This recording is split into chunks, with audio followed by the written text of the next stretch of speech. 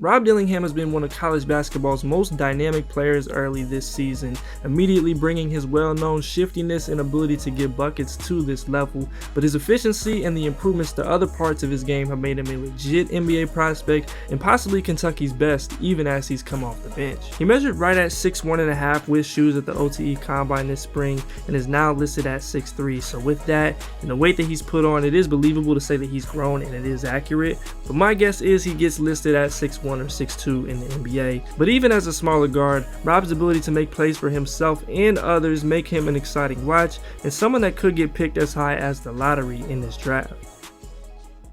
If you've ever watched Rob hoop before Kentucky, you know getting buckets is something that he can do at a high level, and that's remained the case. He has a great handle which he uses to create advantages in all ways. He's got good fast twitch and is able to put all that together to get into pull-ups as easily as anyone in this class, and he's been one of the most effective pick and roll scorers in the country to this point, both getting to that pull-up and to the basket at a very high rate. He's capable of attacking teams above the break, getting to his spot somewhere in the mid-range or letting it fly in transition, and he does it all without hesitation. And just watching him in the past, we know he's capable of even a little bit more as a self-creator, but he's already cut out most of the bad shots and wild misses that have been there at times.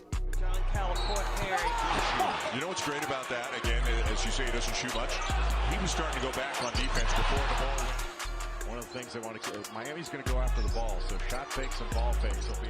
As he's added more physically, he's becoming a more effective driver, he's less bothered by bigger defenders and is able to create solid angles to the rim. Now, the results as a finisher have been mixed and we'll talk a little bit more about that in detail, but he's at least been there and his creativity has shown with the inside hand finishes and the little half pivots as well as the scoops and extendeds. Dillingham loves to go. Oh, reverse! Oh, can't fit my suit. Breathing heavy. It probably couldn't even fit my shoes. 5-point game.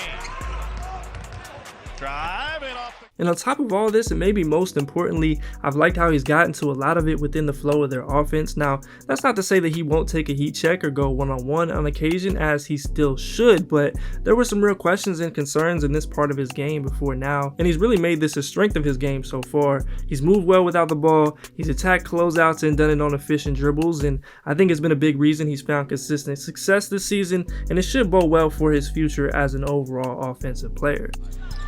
The arrow to Reed to Shepard. Here's Dillingham. Trainer will make a difference if they get back. Dillingham, whoa boy. And now a strip by Mitchell, picked up by Edwards. He's got Dillingham on the way and a thunderous. Times this year defensively, offensively, starts the break. Showtime. Dillingham. Another element of that same idea in his improvement as a complementary part of an offense is his catch and shoot threes. Right now he's shooting 45% on 31 total attempts, which is great and has been a significant development. In 16 games with the Cold Hearts of OTE last year, he shot just 19% on 31 total catch and shoot threes, and in the EYBL last summer, he shot under 29% on 63 total attempts. Now, I don't want to make it seem like he was just an incapable shooter before, because that's obviously not the case, but this has been a significant improvement in the type of substance and versatility you always want to see from the smaller guards to have as good of a chance of making an impact at the next level as possible. And here's Dillingham. Mitchell is doing a good job. He's got a lot of different talent on this team that can do a lot of different things.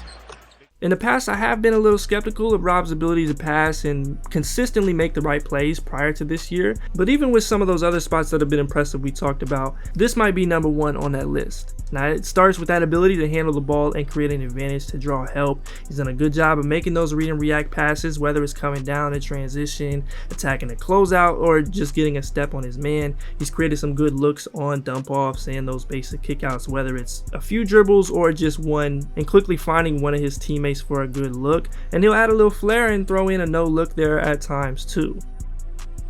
He's also done a good job of making the extra pass on time with no hesitation, and he's had these nice sequences of making an initial pass, relocating, reading the defense once again, and making another pass to set up his teammates, all within a short span, showing off more of the ball movement and unselfishness that you'd like to see in different situations.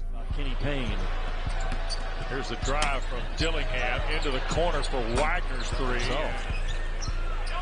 Good extra pass, Dillingham into the corner. And in addition to being one of the most dangerous pick and roll scorers, he's impressed as a passer there as well. I think the Miami game gives us the best look at how much he's grown there with the variety of reads he's made, and of course ending the game with 9 assists and 0 turnovers. But he's also built a real chemistry with Trey Mitchell, especially on pick and pops. He's found the roller consistently, his pace has been good, and he's allowed plays to develop and found the open man more often than not. Now I still think he can grow a lot in terms of setting up screens and the type of passes he throws, especially on the interior, but he's looked the part of someone that can handle these responsibilities at the NBA level rather than being solely a small bucket getter, and that's important.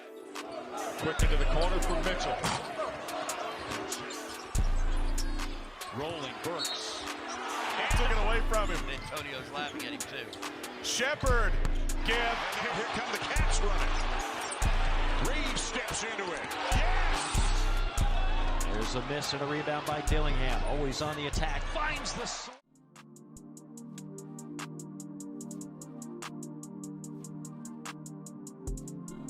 Now going forward, defense is going to be one of the major question areas for Dillingham. I think there is still some to be learned as we get into SEC play, but the ceiling that exists for most guards his size is fairly low, and unless you're built like CP3, Kyle Lowry, or Fred VanVleet, it can be tough. The impact on this end can quickly turn a player in his general archetype from let's say an Emmanuel Quickley, who is a potential starter in this league, to a Bones Highland, who we've seen struggle to find consistent minutes to this point. Now those two have some other major differences, and Rob is actually way more advanced than both of them offensively at the same age, so he could just be that much better on O that it doesn't matter. But if we're generalizing, that is one large differentiator. But getting into some of the specifics, I think Rob has been pretty good applying ball pressure on the perimeter and not allowing guys to get a free angle to the bucket or get to their spots without resistance, which you like to see. I just need consistent effort and lateral capabilities to be there, and he's been pretty good in that aspect. And then he's been pretty sticky, one pass away in help, coming up with a handful of steals, digging on the ball, and then also playing passing lanes to get out in transition. So there have been some moments, but obviously the size, screen navigation, some of the rotations, and just his history as a player has made him a tougher guy to project well as an NBA defender. So that'll be watched down the stretch. Now Baycut's got the move he wanted. Still 2 guys on it. Miami threw it away.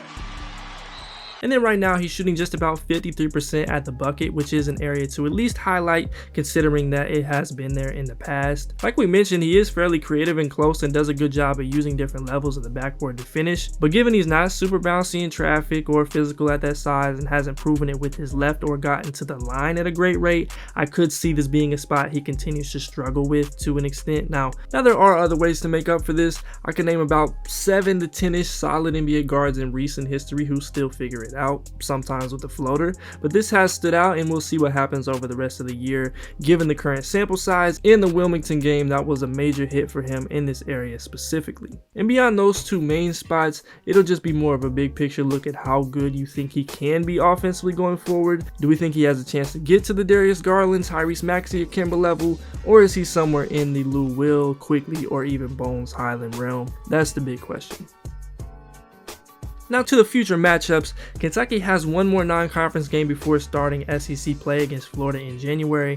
And this year there isn't any one team that sticks out as an interesting matchup for him specifically, or any of these Kentucky guards, to be honest. Now Florida does have some talent there and they play twice, so I guess that could be interesting. Ole Miss has been great to start the year. I think that could be a good one. And then maybe Aiden Holloway for Rob at Auburn is a fun one because that was his old CP3 EYBL teammate. And of course Arkansas, Tennessee, and Bama are going to bring it, but it's not exactly the same look we got last year in the conference.